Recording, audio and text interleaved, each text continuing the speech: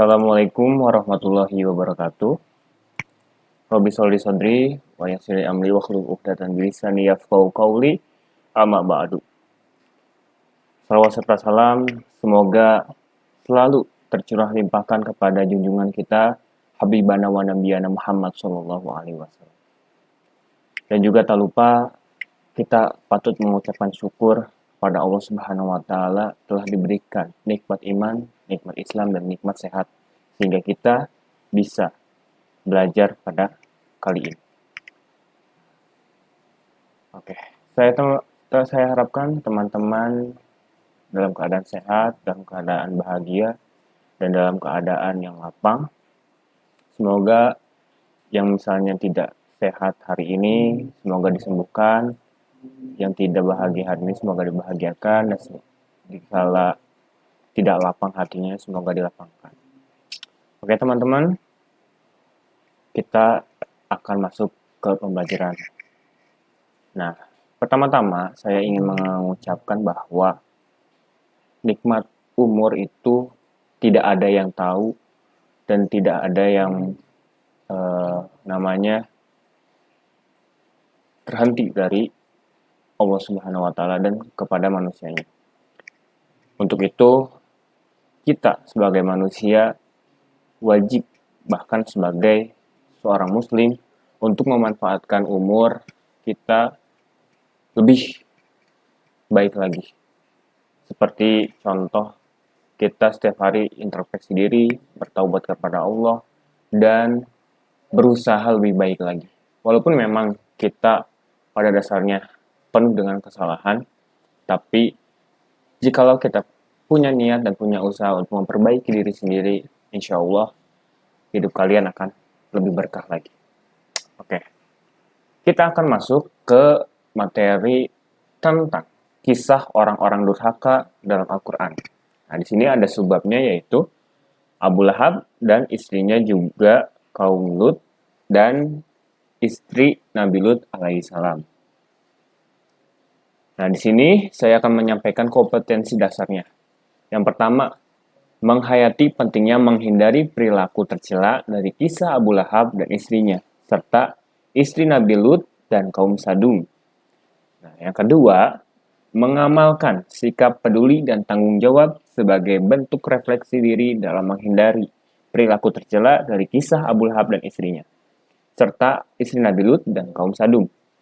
Yang ketiga, mengevaluasi perilaku tercela kisah Abu Lahab dan istrinya, serta istri Nabi Lut dan kaum Sadum. Oke, yang keempat, yang terakhir, mengkomunikasikan hasil analisa tentang cara menghindari perilaku tercela dari kisah Abu Lahab dan istrinya, serta istri Nabi Lut alaihissalam dan kaum Sadum. Baik. Di sini kita mungkin sedikit mengambil hikmahnya yaitu tentang keutamaan dan kewajiban berdakwah. Nah, di sini di keutamaan dan kewajiban berdakwah ini adalah sebuah kewajiban bagi kita seorang muslim untuk selalu menasehati hal-hal yang baik tentang Islam. Gak seharusnya ulama aja dong, gak seharusnya ustadz aja yang mengutamakan dakwah ini. Nah, dakwah itu apa, teman-teman? Dakwah itu bukan misalnya ceramah yang besar-besar seperti tabligh akbar ataupun ceramah-ceramah di khutbah Jumat. Tapi berdakwah itu adalah memberitahu hal-hal yang baik tentang Islam. Seperti nih, contoh. Kalian punya satu teman yang mungkin malas untuk sholat. Nah, bentuk dakwah dari kalian adalah mengajak sholat atau mencontohkan sholat jika memang dia nggak mau atau nggak mudah tersinggung orangnya. Nah, kalian contohkan, kalian rajin dalam sholat. Nah, itu termasuk dakwah. Nah, dakwah itu nggak usah besar-besar ya, maksudnya nggak usah kayak ceramah-ceramah tabligh akbar atau bagaimana. Tapi kalian pun sebagai seorang muslim saja, seorang muslim wajib berdakwah. Oke.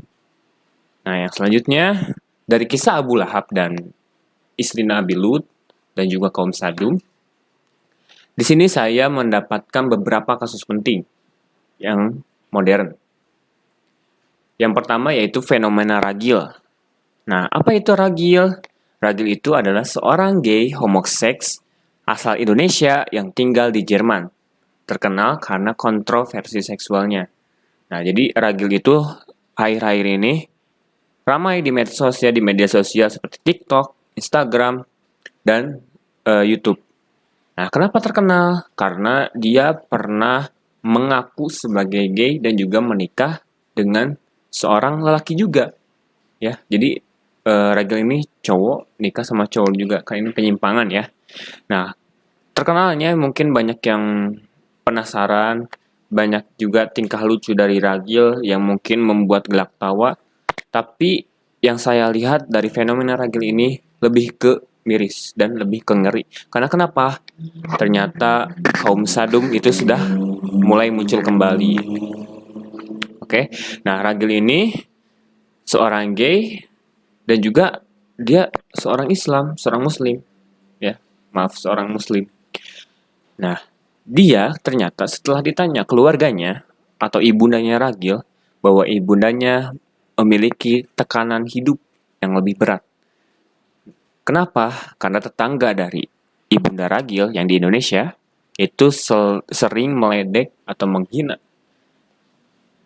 ibu dan keluarga dari ragil.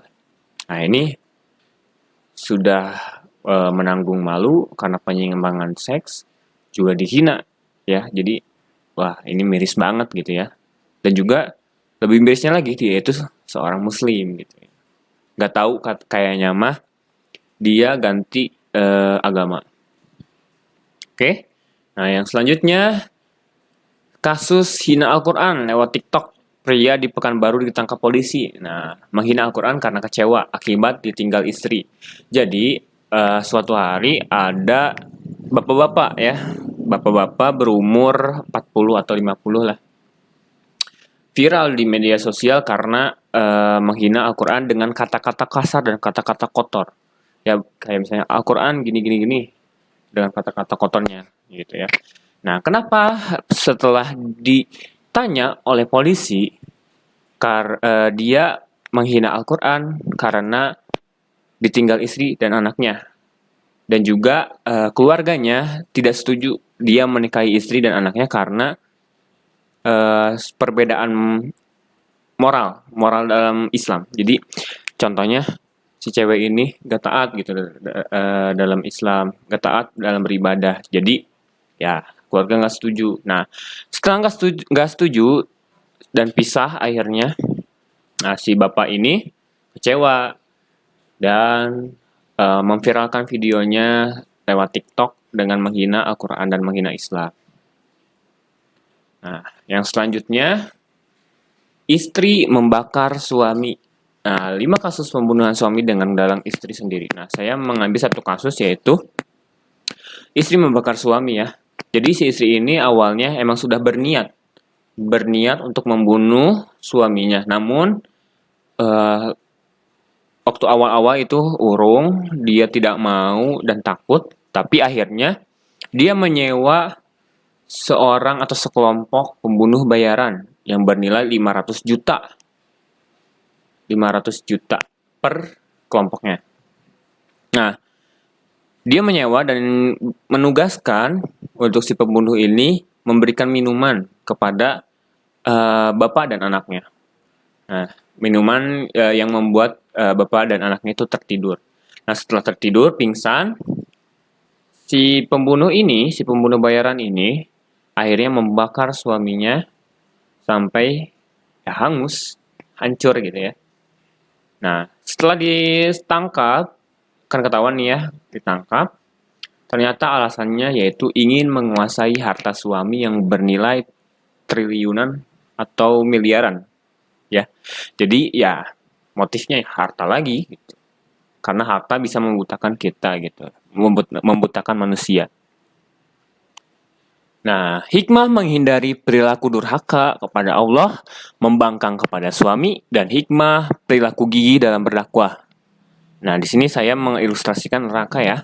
Nah, neraka karena kalau misalnya orang-orang yang memperlakukan dirinya untuk durhaka kepada Allah, membangkang suami,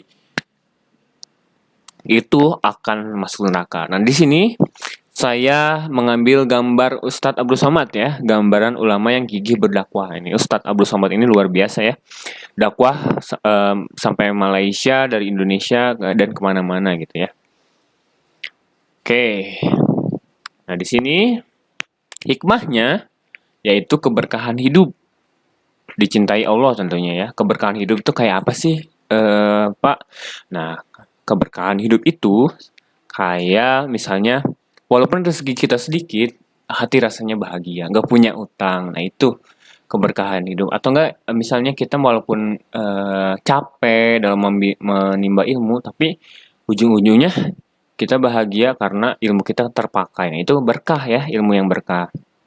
Oke, yang kedua, hubungan kekeluargaan yang harmonis. Nah, kenapa kita nggak boleh membangkang kepada suami atau misalnya istri ya?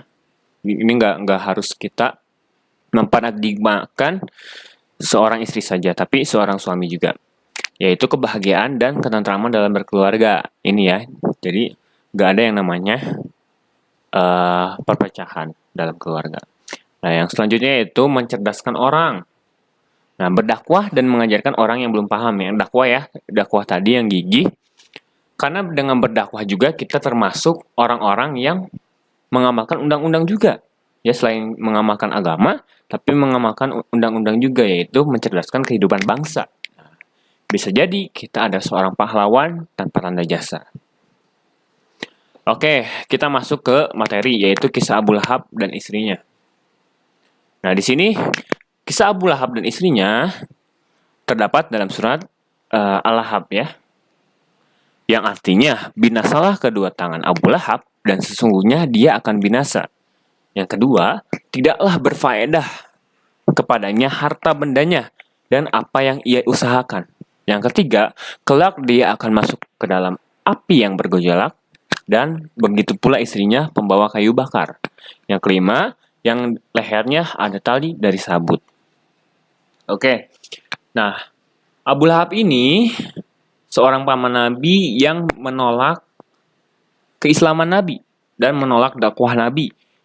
Beliau itu sampai ingin mencelakakan Nabi, bahkan ingin membunuh Nabi. Juga sampai-sampai dia setiap harinya ingin mencelakakan Nabi dengan menebar duri di sepanjang jalan yang Nabi selalu lewati gitu. Nah, Abu Lahab ini dibantu oleh istrinya. Istrinya juga tidak suka dengan Nabi Muhammad. Nah, istrinya ini pembawa kayu bakar, yang artinya dia menebar fitnah, menebar kejelekan Nabi Muhammad, dan juga membuat adu domba. Jadi misalnya Islam ini dinilai nggak baik sama si istrinya. Nah, itu yang diadu domba dan fitnah ya. Nah, perilaku negatif Abu Lahab tadi ya. Yang pertama, menyembah berhala Lata dan Uzza dan jin-jin Bani Malik bin Akmas. Nah, menyembah selain Allah ya. Yang kedua, menghalang-halangi dakwah Nabi Muhammad SAW tadi. Yang selanjutnya itu keluarga, suami istri yang dibenci dan kejam terhadap dakwah Nabi SAW. Nah, yang terakhir, mengajak orang-orang Quraisy tidak percaya kepada ajakan Nabi Muhammad. Nah, ancaman atau akibat dari perilaku Abu Lahab dan istrinya, yaitu ditempatkan oleh siksaan neraka jahanam. Bahkan ya, 10 tahun sebelum perilaku Abu Lahab ini, sudah ada yang namanya surat Al-Lahab sudah muncul.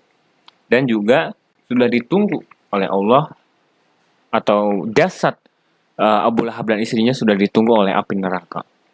Nah, yang selanjutnya, tidak diberkahkan segala harta yang dimiliki. Jadi, walaupun kaya dan dia terkenal kaya ya Abu Lahab, dan juga masyhur terkenal, tapi nggak berkah gitu, apa-apa habis, apa-apa kurang gitu ya, gitu teman-teman. Oke, kita harus meneladani atau mengambil hikmah dari kisah Abu Lahab, yaitu mengambil beberapa hikmah bahwa kecerdasan harta tahta harus dimanfaatkan dalam kebaikan, bukan malah mendatangkan kekafiran. Jadi ya udah makanya cerdas, Abu Lahab ini cerdas ya. tapi nggak dimanfaatkan dengan kebaikan, malah menghina, mencerdas dalam menghina gitu ya. Atau enggak hartanya membeli pendapat kaum Quraisy. Nah, itu ya. Nah, di sini selanjutnya itu kisah Nabi Lut alaihissalam, istrinya dan kaum Sadum. Bisa dilihat ya di dalam gambar ini ilustrasi dari kaum Sadum yang diazab oleh Allah, ya, berubah jadi patung ya. Oke, di sini dikisahkan dalam surat Al-Hijr ayat 59 sampai 60 yang artinya, kecuali Lut beserta pengikut-pengikutnya, sesungguhnya kami akan menyelamatkan mereka semuanya. Kecuali istrinya, kami telah menentukan bahwa sesungguhnya ia itu termasuk orang-orang yang tertinggal bersama dengan orang kafir lainnya. Nah, kafir lainnya itu kaum Sadum ya. Nah, yang selanjutnya itu perilaku negatif kaum Sadum dan istri Nabi Lut alaihissalam. Yang pertama munafik ya dan tidak menjaga amanah. Jadi dikisahkan istrinya ini saat malaikat datang, malaikat yang tampan ya, pria yang tampan, istrinya ini diperintahkan oleh Nabi Lut untuk tidak melaporkan kepada kaum Sadum, kaum yang homoseks, kaum yang gay. Nah, kan udah tampan ya si malaikat ini, si pria ini, ya otomatis mengundang gay ya, mengundang perhatian gay, dan saking nafsunya si gay ini, si kelompok-kelompok gay ini, sampai ingin mendobrak pintu Nabi Lut alaihissalam untuk memuaskan nafsunya.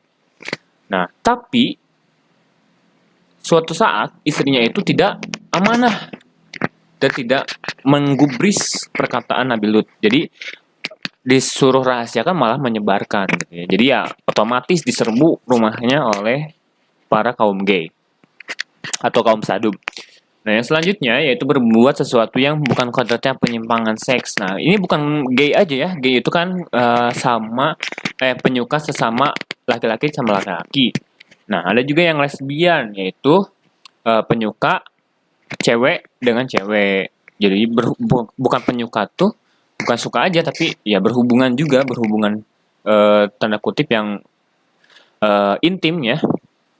Dan juga ada yang kaum biseksual. Jadi ada satu cowok yang ya ke cewek bisa, ke cowok bisa, itu nggak boleh ya. Sungguh miris itu. Nah, yang selanjutnya itu membangkang dan menentang Allah dari ajakan Nabi Lut.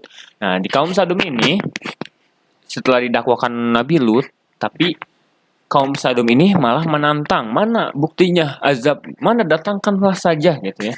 Azab yang pedih kepada kami tidak takut. Nah, itu menantang Allah Subhanahu wa taala. Ya Allah, kita misalnya menghina sedikit aja tentang kehidupan, ya Allah, hidup berat-berat banget gini-gini, itu sudah termasuk nggak boleh ya.